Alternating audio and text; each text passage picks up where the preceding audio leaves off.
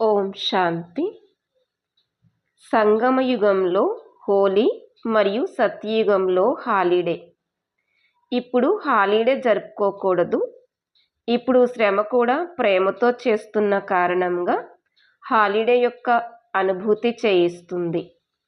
బాప్దాదా పిల్లల యొక్క ఒక దృశ్యాన్ని పైనుండి చూశారు. శ్రమ యొక్క దృశ్యాన్ని చూశారు. క్రొత్త హాలు తయారవుతుంది. అక్కడ అన్నయ్యలు రోజు రాళ్ళు ఎత్తుతున్నారు. మందిరంలో పూజింపబడేవారు ప్రకృతి కూడా దాసి అయ్యి వారికి సేవ చేస్తుంది.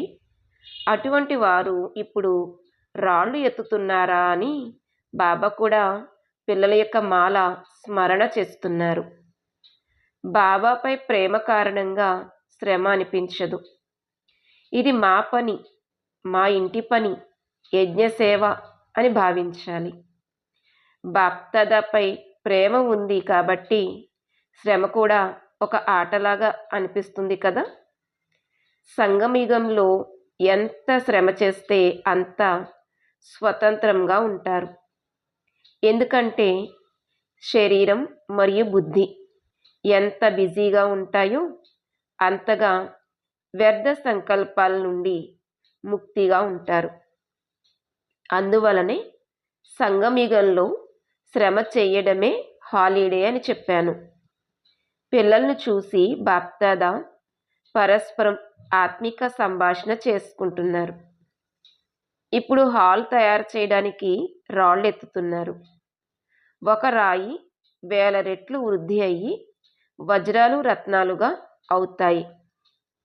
మీ మహల్లో ఈ వజ్రాలు రత్నాలు ఎంతగా అలంకరించబడి ఉంటాయి. అక్కడ మహల్ తయారు చేసుకోవలసిన అవసరం లేదు.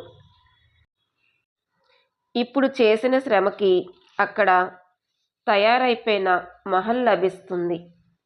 బాప్దాదా చూస్తున్నారు.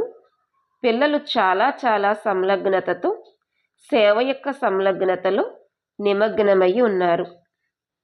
ప్రతి ఒక్కరూ స్వయాన్ని కోటిలో కొంతమంది, కొంతమందిలో కూడా కొంతమంది ఇలాంటి శ్రేష్ఠ ఆత్మలుగా భావిస్తున్నారా?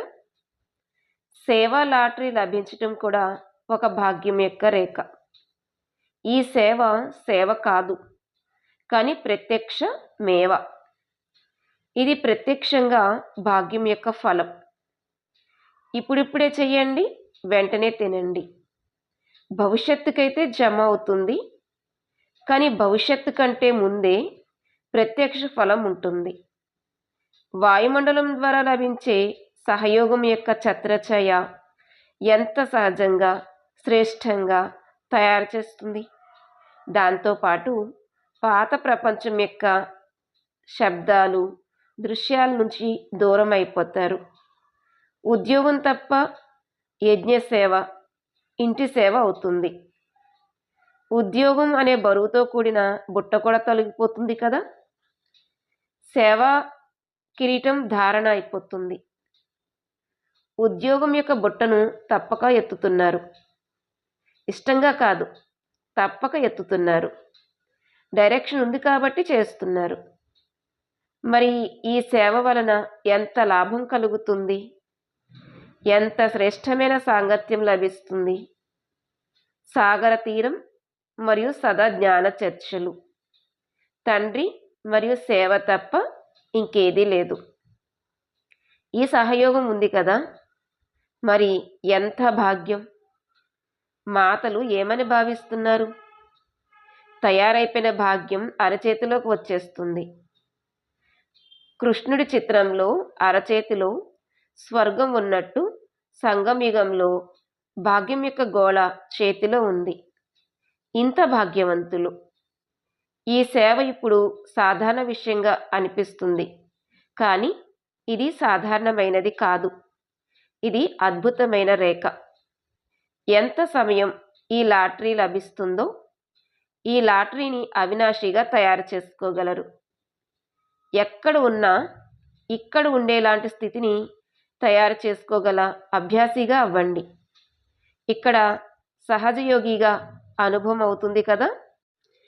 శ్రమ సమాప్తం అయిపోతుంది కాబట్టి ఇలాంటి సహజ యోగం యొక్క అనుభవం పరంపరగా నడిపిస్తూ ఉండండి. ఓం శాంతి.